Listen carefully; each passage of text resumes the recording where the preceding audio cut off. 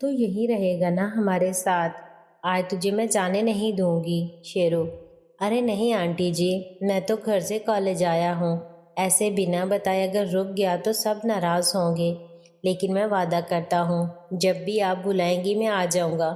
Sabira aunty, دیکھ بہانے مت بنا، تیرے انکل بھی شام کو آ جائیں گے، تو کب سے ملا نہیں ان سے بھی، اور ثنا بھی آنے والی ہے۔ شیرو، آنٹی جی میں منع تھوڑی کر رہا ہوں، بس آج معاف کر دیجئے، پھر کسی دن رک جاؤں گا۔ ہم باتیں کر رہے تھے کہ اتنے میں باہر بیل بجی اور آنٹی دروازہ کھولنے چلی گئی۔ آنٹی کے ساتھ ثنا باجی آ گئی اور مجھے سامنے دیکھ کر حیران ہو گئی۔ ثنا، شیرو تو یہاں، یہ کیسے ہوا؟ ثنا باجی اچھل کر میرے گلے لگ گئی۔ شیرو، آپ نے میرا فون کیوں نہیں اٹھایا کل؟ ثنا، کیوں اٹھاؤں فون؟ میں تم سے ناراض ہوں۔ کتنے دن ہو گئے، تمہارا فون کیوں بند تھا؟ اور اتنے دنوں میں ایک بار بھی تم نے فون نہیں کیا۔ شیرو، میرا فون خراب تھا باجی، کل ہی ٹھیک ہوا ہے، اور اسی لیے میں آپ کو فون کر رہا تھا۔ سوری باجی، پھر ایسی غلطی نہیں ہوگی، اب تو معاف کر دو۔ ثنا باجی نے پھر سے مجھے گلے لگا لیا۔ ثنا باجی، آئندہ ایسا مت کرنا، تم میرے بھائی ہی نہیں میرے دوست بھی ہو، اور پتہ ہے ناہیدہ باجی بھی تم سے ناراض ہے۔ شیرو، میں ان سے بھی معافی مانگ لوں گا۔ ارے بس بھی کرو، جاؤ ہاتھ منہ دھو لو، پھر آ کر کھا لو کچھ۔ شیرو کہیں بھاگا نہیں جا رہا۔ ثنا باجی ہاتھ منہ دھو کر واپس آ گئی۔ ثنا باجی، تو کیسا لگا کالج؟ سنا ہے یہاں کا سب سے بیسٹ کالج ہے، ہمارے کالج میں بھی لڑکیاں بات کر رہی تھی، کاش میں بھی اسی کالج میں ہوتی تو ہم سب مل کر کتنے مزے کرتے۔ صابرہ آنٹی، پڑھائی میں دھیان دیا ہوتا تو بھی راحیلہ کے ساتھ ہوتی۔ ثنا باجی، باجی تو کتابوں سے باہر آتی ہی نہیں، زندگی کو جینا بھی آنا چاہیے۔ صابرہ آنٹی، زیادہ باتیں مت کر، چپ چاپ کھانا کھا۔ میں 2 گھنٹے صابرہ آنٹی کے یہاں رکا۔ اس دوران مائرہ مامی کا فون بھی آیا، کیونکہ میں آج وقت پر گھر نہیں پہنچا تھا۔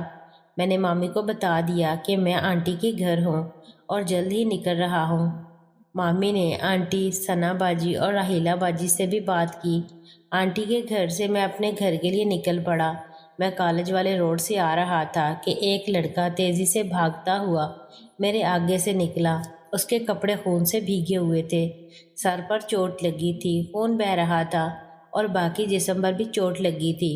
اس کے پیچھے پیچھے 8-10 لڑکے ہاتھ میں ہاکی اسٹک اور راڈ لیے اسے مارنے کے لیے بھاگ رہے تھے۔ لوگ ڈر کے مارے پیچھے ہٹ گئے۔ اس لڑکے کی مدد کے لیے کوئی آگے نہیں آ رہا تھا۔ وہ لڑکا بھاگتا ہوا گر گیا اور ان بدماشوں نے اس پر وار کرنا شروع کر دیا۔ لڑکا مدد کے لیے چیخ رہا تھا، مجھ سے دیکھا نہیں گیا۔ میں نے موٹر سائیکل کو سٹینڈ پر لگایا اور اس لڑکے کو بچانے بھاگا۔ ایک لڑکے کو میں نے پیچھے سے دھکا مار کر گرا دیا اور دوسرے کو بازو سے پکڑ کر گھما کر دور پھینکا۔ اتنے میں 2 اور لڑکے مجھ پر حملہ کرنے آ گئے۔ میں نے ایک بار ہوا میں ہی روک لیا، مگر دوسرے نے میرے کاندھے پر راڈ مار دی۔ مجھے تیز درد ہوا۔ میں نے پیچھے سے اس لڑکے کو اپنی طرف کھینچا جس کے ہاتھ کی راڈ کو میں نے پکڑ لیا تھا۔ میں نے ایک گھٹنا اس کے پیٹ میں مارا اور اس کے ہاتھ سے راڈ چھین کر دوسرے لڑکے کی گردن پر وار کر دیا۔ میرے ہاتھ میں راڈ کے آتے ہی میں پورے غصے سے ان پر ٹوٹ پڑا، کیونکہ مجھے بھی بہت درد ہونے لگا تھا کاندھے پر۔ میں جلدی سے باقی لڑکوں پر ٹوٹ پڑا اور راڈ سے ان کو ایک ایک وار میں ڈھیر کر دیا۔ تبھی پیچھے سے کسی نے میرے سر میں کسی چیز سے حملہ کر دیا۔ مجھے بہت تیز درد ہوا اور ایک بار کے لیے میں چکرا گیا، مگر جلد ہی خود کو سنبھال کر میں نے پلٹ کر حملہ کرنے والے کو بھی زور سے راڈ مار کر گرا دیا اور ایک بار پھر سے سب کو طبیعت سے ٹھوکا۔ پھر میں اس زخمی لڑکے کی طرف بڑھا۔ وہ خون سے لت پت تھا، دیکھنے میں اچھا خاصا پہلوان تھا، مگر اتنے گنڈوں کے آگے بیچارہ پست ہو گیا تھا۔ میں نے جلدی سے اسے سہارا دے کر اٹھایا، اس کی حالت خراب ہو گئی تھی۔ میں نے پاس میں کھڑے ایک آدمی کو مدد کرنے کے لیے بلایا اور اس لڑکے کو اپنی موٹر سائیکل پر بٹھا کر ہسپتال لے گیا۔ لڑکا ہوش میں نہیں تھا اور اس کا بہت سا خون بہہ گیا تھا۔ ڈاکٹر نے پولیس کو فون کر کے اس لڑکے کو ایڈمٹ کر لیا اور اس کا علاج شروع کر دیا۔ میں بینچ پر بیٹھ کر ڈاکٹر کا انتظار کر رہا تھا۔ تبھی ایک لیڈی ڈاکٹر آئی اور مجھ سے اس لڑکے کے بارے میں پوچھا۔ ڈاکٹر تم اس لڑکے کے کیا لگتے ہو؟ جی میں اسے نہیں جانتا، میں نے کچھ گنڈوں کو اس لڑکے پر حملہ کرتے دیکھا اور اس کی مدد کی، میں اسے ان سے بچا کر یہاں لے آیا۔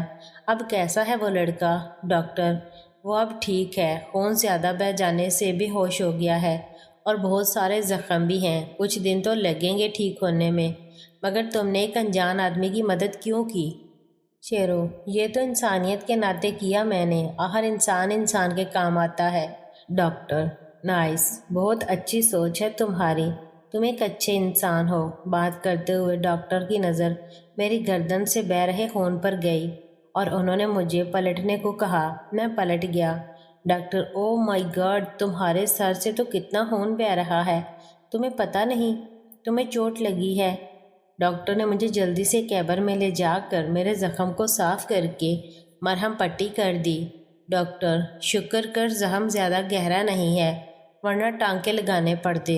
اور کہیں چوٹ تو نہیں لگی؟ شیرو جی شاید کاندھے پر لگی ہے۔ ڈاکٹر دکھاؤ مجھے اپنی شرٹ اتارو۔ شیرو میڈم وہ میں آپ کے سامنے کیسے؟ ڈاکٹر میں ڈاکٹر ہوں اور تم مریض، جتنا کہا ہے اتنا کرو۔ میں نے اپنی شرٹ اتار دی۔ ڈاکٹر میرے کسے ہوئے جسم کو غور سے دیکھنے لگی۔ شیرو دیکھ لیجئے ڈاکٹر۔ ڈاکٹر دیکھ تو رہی ہوں۔ شیرو جی کیا کہا آپ نے؟ میری بات سے ڈاکٹر جیسے نیند سے جاگی۔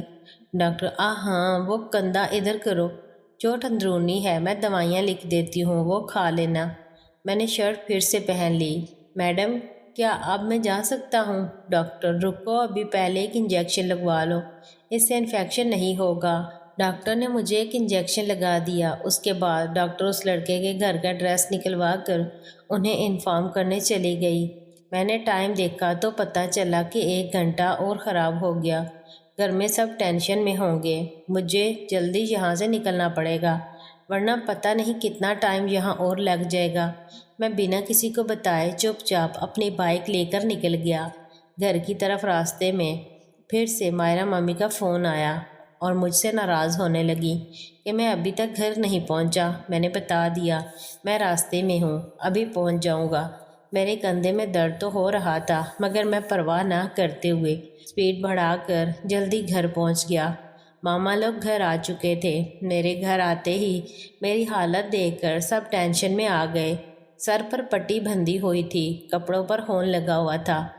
مائرہ مامی کے تو ہاتھوں سے برتن نیچے گر گئے اور انہوں نے چیخ کر میرا نام پکارا۔ دیبا مامی کے چہرے پر بھی ٹینشن صاف نظر آ رہی تھی۔ مائرہ مامی یہ کیا ہوا تجھے شیرو؟ یہ چوٹ کیسے لگی؟ سرور ماما اور دلدار ماما بھی بھاگ کر میرے پاس آئے۔ سرور ماما یہ کیا ہوا شیرو، تجھے چوٹ کیسے لگی؟ دلدار ماما یہ اتنا خون کیسے نکلا تیرا؟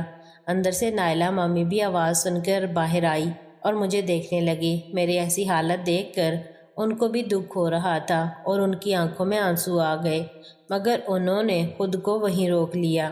شیرو کچھ نہیں بابا، وہ میں گر گیا تھا اس لیے سر میں تھوڑی چوٹ لگ گئی۔ سرور ماما بیٹا دھیان سے چلایا کر موٹر سائیکل، دیکھ کتنا خون نکلا ہے۔ دلدار ماما اور کہیں چوٹ تو نہیں لگی تمہیں؟ شیرو جی بس کندھے پر تھوڑی سی چوٹ ہے۔